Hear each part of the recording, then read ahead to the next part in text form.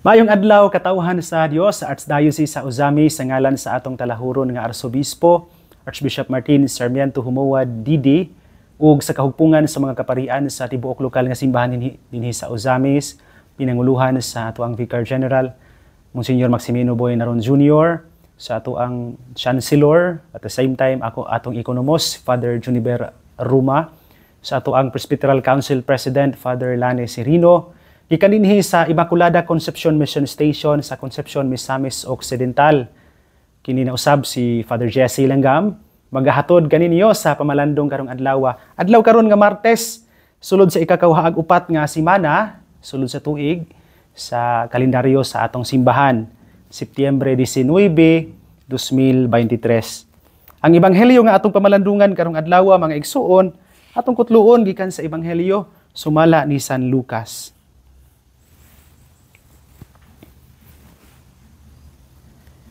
Unya, wala madugay miadto si Jesus sa lungsod sa Nain. Mikuyog kaniya ang iyang mga tinun-an ug ang usa ka dakong panon sa mga tawo. Sa pag-abot niya sa ganghaan sa lungsod, mao gayoy paggula sa mga tawo nga naglubong og minatay. Ang minatay, bugtong anak nga lalaki sa usa ka byuda, ug mikuyog kaniya ang daghang mga tawo gikan sa lungsod. Sa pagkakita ni Jesus sa byuda, naluoy siya ug miingon sa babae, ayaw paghilak. Unya miduol si Jesus ug gihikap niya ang lungon ug mihunong ang mga tawo nga nagyayong sa lungon. Unya miingon si Jesus, dong bangon. Milingkod ang minatay ug misulti ug gihatag siya ni Jesus ngadto sa iyang inahan. Nahadlok ug nahibulong ang tanan ug gidayeg nila ang Dios sa pag-ingon. Usa ka gamhanang propeta mitungha kanato. Ug ang Dios mianhi aron pagluwas sa iyang katawhan. Mikaylap sa tibuok Judea ug sa kasikbit nga kayutaan ang maong balita mahitungod kang Jesus. Mga igsuon ko diha ni Kristo ang ebanghelyo sa Ginoo. Daygon ikaw o Kristo. Mga igsuon ko diha ni Kristo, maayong adlaw pag-usab kaninyong tanan. Ako mga panginaot, unang-una alang sa imong tibuok banay o pamilya, ang kalinaw, panaghiusa o paghigugma magahari diha sa inyong tagsa-tagsa ka paniwalay. Nadungog nato karon sa ebanghelyo mga igsuon, ang laing milagro ni Jesus kagahapong adlaw, nadungog nato ang milagro diin si Jesus mialim sa usa ka sulugoon ining usa ka Romanhong opisyal, no, nga nagpakiluoy, no, nagpakitabang sa Ginoo uban sa hugot nga pagtuo, no, o pagsalig nga makaalim gyud si Jesus no niining iyahang sulugoon. Nindot kaayo pod ang ebanghelyo karong adlaw. Let's imagine it this way, no, like gikan sa kasinatian ni Jesus human nga giayon niya kining masakiton nga sulugoon, nagpanaw si Jesus was walking with his disciples kauban sa iyahang mga tinun-an na paingon sila sa lungsod sa Nain. Samtang nagpadung sila sa lungsod sa Nain, naglakaw sa og nagprosesyon kining daghang mga tawo uban sa usa ka minatay, nung katagbo sila, nagkasugat sila ni Jesus. Nya nahibaw-an nato sa ebanghelyo nga ang namatay di ay bugtong anak lalaki sa usa ka byuda. Well, tagsa-tagsaon nato karon ang mga punto pamalandong nga gusto na kong atong mabalon mga igsuon. Nindot kaayo ang kasinatian. Nagpanaw si Jesus, naglakaw si Jesus, paingon sa syudad, nagikasugat niya kining minatay. Nya giduol ni Jesus kining minatay, nagiingnan, dong bangon. This, for me, my dear brothers and sisters, nagsimbolo sa daghan kayong mga higayon nga nagpanaw sa atong kinabuhi. Di ba doon ay daghan kayong mga higayon sa atong kinabuhi pod nga mawad-an ta og kinabuhi? Well, not literally nga mamatay gyud ta, pero daw nawad-an ta sa paglaom nga mapadayon sa kinabuhi. Di pa lang yung dugay nga naoperahan ko sa akong tuhod. Human sa MRI ni atong July, labi na gyud human sa pag-abot gyud sa resulta, doon na naman ay interpretation ng mga doktor. Ilahi sa ning mga doktor og interpretation ay mga doktor nga maayo sad kaayo nga mo explain Sa ubang mga doktor nga murag makulba-kulbaan ka bitaw no nga mo inigsulti nila, hala Fader, naunsa man ni Fader? Mugamay gini mong tiil ani no, ina bitaw nga murag makulbaan no kag samot no tungod sa imong balatian. Pero pag-abot gyud sa kining resulta na medyo naluya ko, murag na wad-an gyud ko og murag na wad-an kog paglaom in short. Maulian ba kaniya kung tiil ana no. Naunsa mura pud og niabot sa punto nga i-blame pa nako akong self no for not taking care of myself well no kanang akong gipasagdan gidala-dala lang ang sakit. So I think maghatag punig lesson sa uban no nga dunay mga balatian diha ayo gid ninyo dala-dalaan no patambal gyud no basin ugma wahin na ang tanan bitaw. Mututo akong gibati no. Somehow I lost hope no. At some point in time dili gid tingali hope nga pag nahurot gyud. Pero naluya ko no tungod sa balatian nga akong gihambin. Gani ang mga pare akong nasultihan ini no nga I was on a one way or another on the way to depression kay murag na di man gud ko anad nga dili magkalakaw og tarong dili makadula no sa sports nga ganahan kay nako ang basketball nga mo sa hinungdan sa ako ang injury. Balikon ako, there will be moments, there are moments, or tingali, naagyod ka karon gani, ani nga moment, nga susama aning minatay, nagpanaw ka, nya, mura kag minatay. Dili literally tingali nga nawad-an kas kinabuhi, pero nawad-an kas paglaom, nawad-an ka sa imuhang damgo, pangandoy, tungod sa imuhang mga paningkamot, nga imo nang gihurot og hatag, pero kuwang gyapon, wala makabot pa ang gusto nimong kabuton sa kinabuhi. A dead dream, dead hope, a dead relationship, tingali no nga nagunob nya nawa nang paglaom nimo nga magkauli pa ang iyong maayong buot og relasyon. Nindot kaayo ni nga pamalandungan nato karon sa kinabuhi, mga igsuon. Kining nahitabo sa ebanghelyo, kining encounter between this dead son uban ining widow. Kining widow, buhi pa siya pero daw maisip ra sad siyang murag patay ngano man. Let's quote in quote that one no. Kining widow, murag maisip sa siyang patay. Tungod kay sa panahon ni Jesus, ang mga babaye mga igsuon giisip na sila nga second class citizen. Ubos no sila sa mga lalaki. Ang usa ka babaye, labi na kung maminyo siya, ang iyang source of dignity, source of kining iyang panginabuhian, nakadepende sa iyang working husband. Nya widow man so wala na siya bana. So ana siya kasaligan sa iyang panginabuhian. Ang bugtong niyang kasaligan kung naas naa kay anak, babaye nga naa kay anak nga lalaki.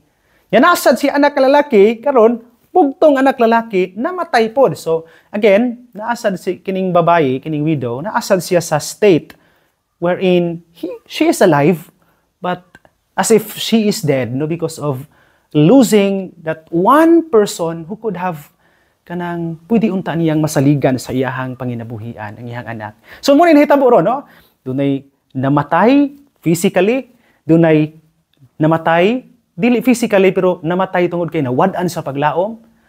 Nagsimbolo sa ato ang kaugalingong panaw sa kinabuhi journey towards life where we lost our kanang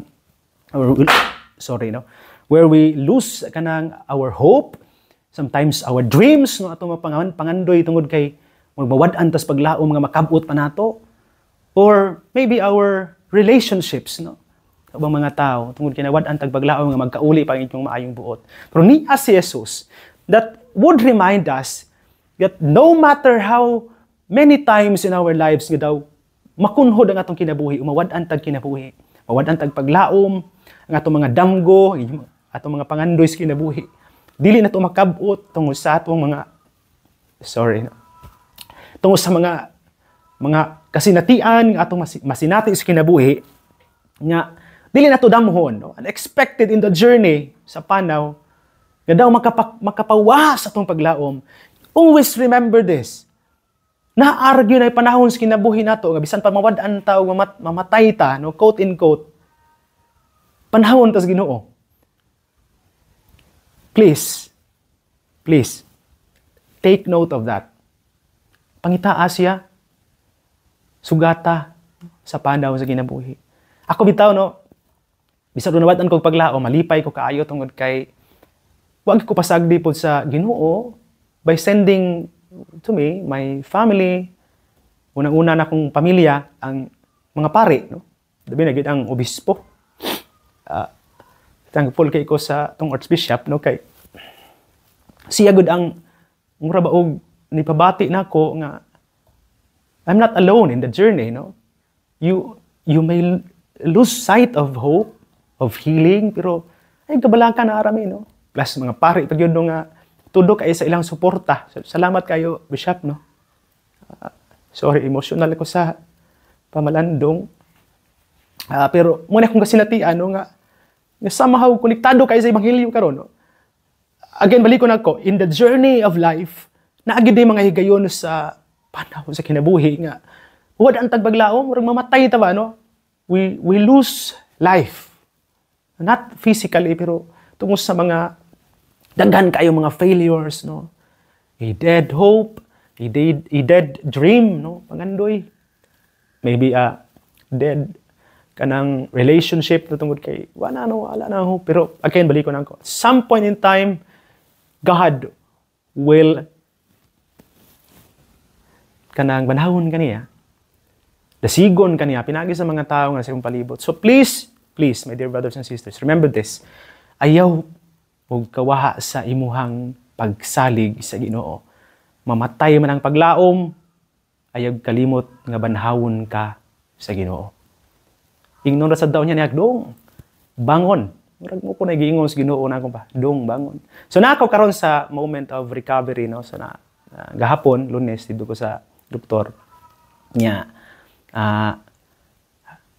Lipay ko kaayo tungod kay tagtangan nagtahi, no? Then iinan ako sa doktor nga, Father, pwede na kang mulakaw bisag itukod na nimo imong tiil, no, nga gioperahan. Mga 25% of your weight na imong iputang, no. Ako lang usahon akong pasalamat niya na human sa pamalandong kay mataas mo kaayo gud ako ang kaning reflection kun atong i-apil ta na pasalamat karon. So matuntuan, no. Una, balik ko nako punto pamalandong.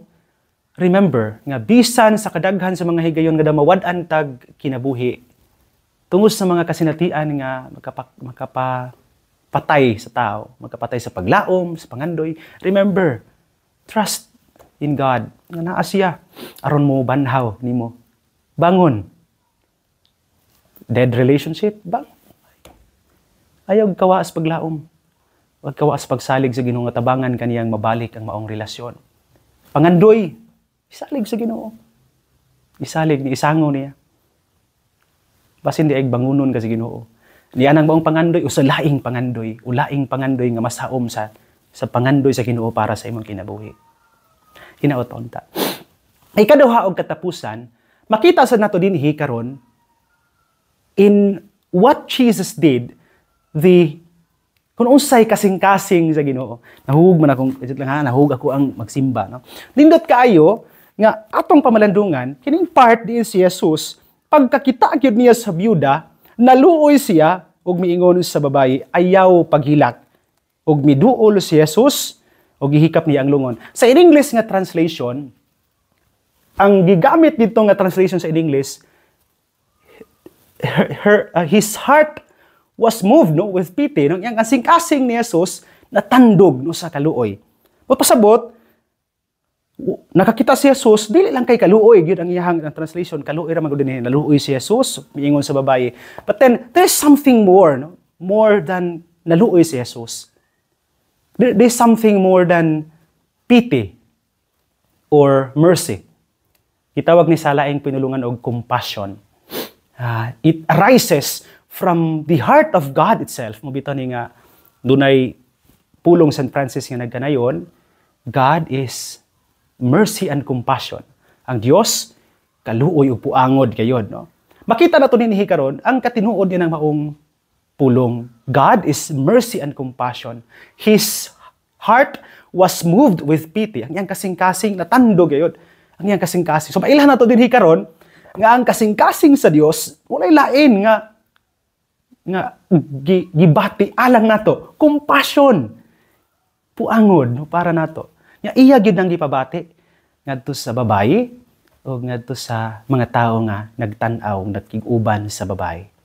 I hope, my dear brothers and sisters, dili ta mo mahimong hakog sa maong tahas. Unsa man nga tahas?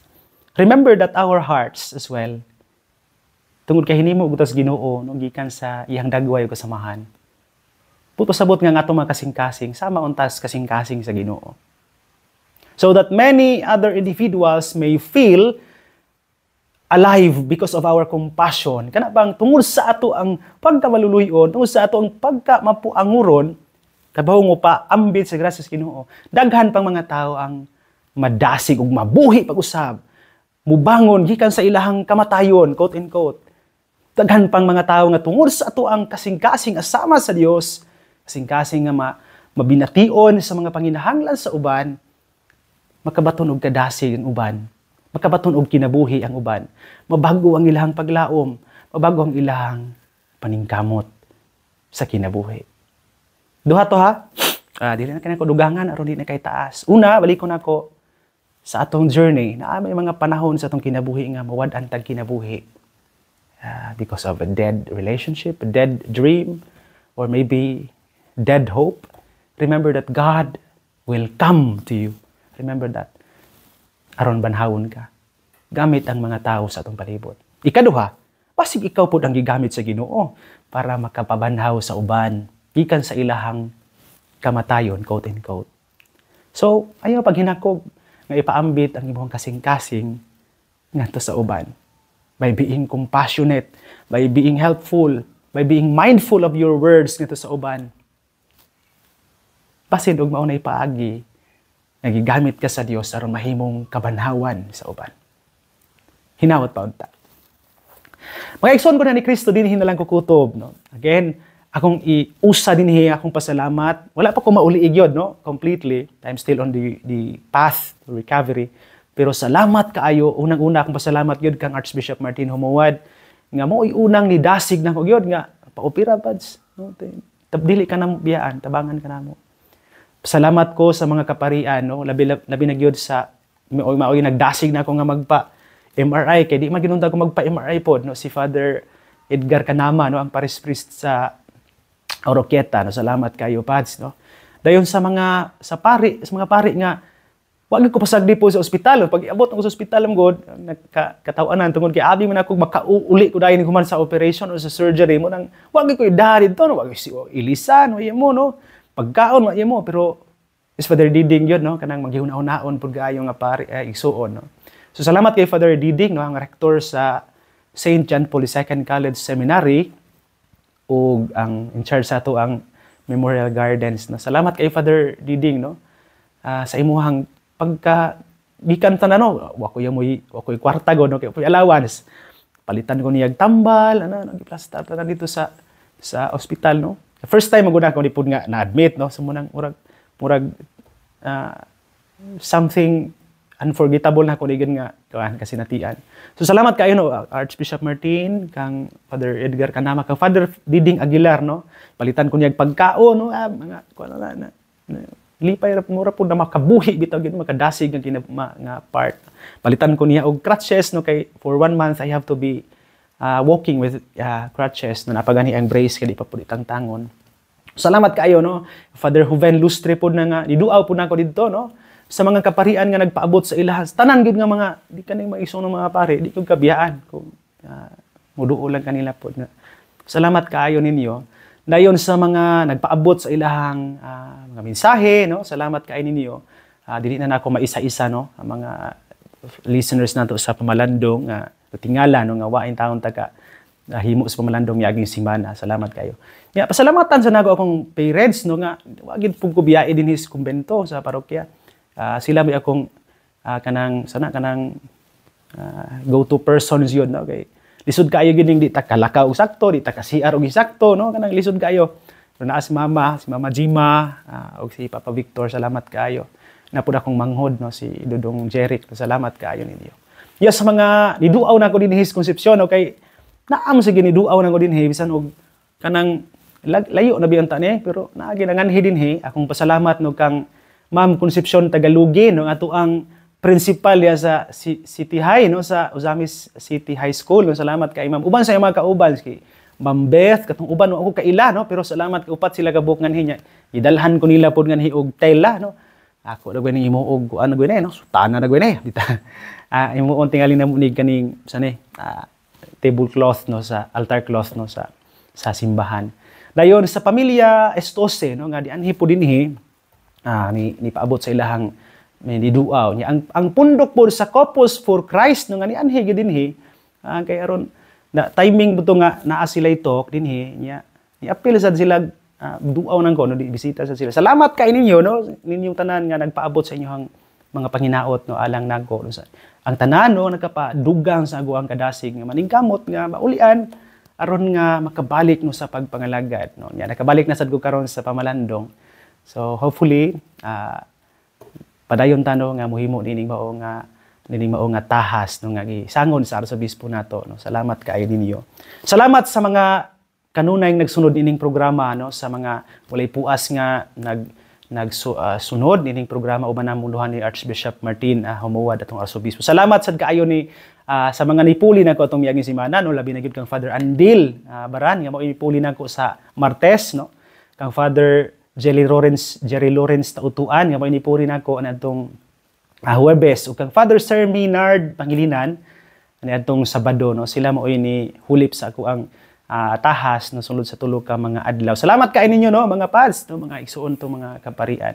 Salamat kaayo ninyo nya. Salamat sa kaayo di ay di ko kalimot ni hapit ko kalimot no ni Dr. Albert Ibanez no siya mao kanang nagtabang nako para sa siya mao nag-opera gyud no.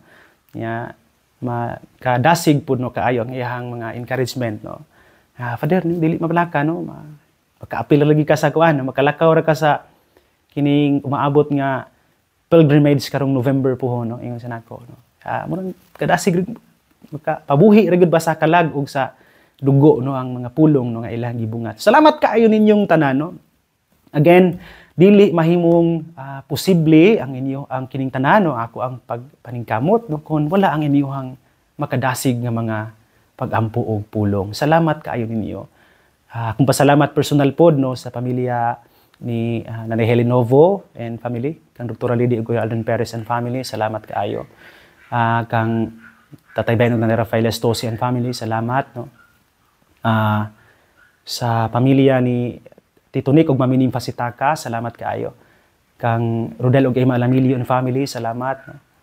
Kang Pari Andres ug Atilin Barano atong Lunes agahapon, wa man si Father Diding si Pari Andres mo nagpakaon og paniudto dito sa Banyadero. Salamat po kay ni Father Mario Magkanam nag-abot ni gahapon sir po ni abi-abi nako ngadto sa tuang kan-anan sa St. John Paul II College Seminary. Mga seminarista sa St. John Paul II College Seminary may adla may muntag diha no kadasig po ning makita tag mga batan-on nga gusto po nga pagpari no ma-inspired po ta sa ilahang kadasig ug kaikag no nga buhi kayo alive pa kayo young pa kayo di ta magtinigulang sa gyud no may akong pagbati po bitaw dinhi na lang kukutob nga igsoon ko ni Kristo ay kalimot ang pulong sa Dios ang ayan gayud nga pamation pamalandungan ug maningamutan nga mapuy-an. Bulahan ang tawo nga naningkamot magpuyo sa pulong ni Jesus, usama siya sa kakahoy nga gitanom daplin sa sapa, kansang mga dahon, bisan kunting init, dili gayud malaya, og timpo sa tingbunga, muhatag siya maayong bunga. Pigsuon, ugma na usab, uban sa panabang ug pangamas atong mahal nga inahan si Santa Maria, atong gitawag mga minsa-misnon ug ang Birhen sa kuta, ang Dios sa kanunay, magapanalangin unta kaninyo. Sa ngalan sa Amahan, sa Anak, ug sa Espiritu Santo. Amen. Magamping ug magampo kanunay igsoon.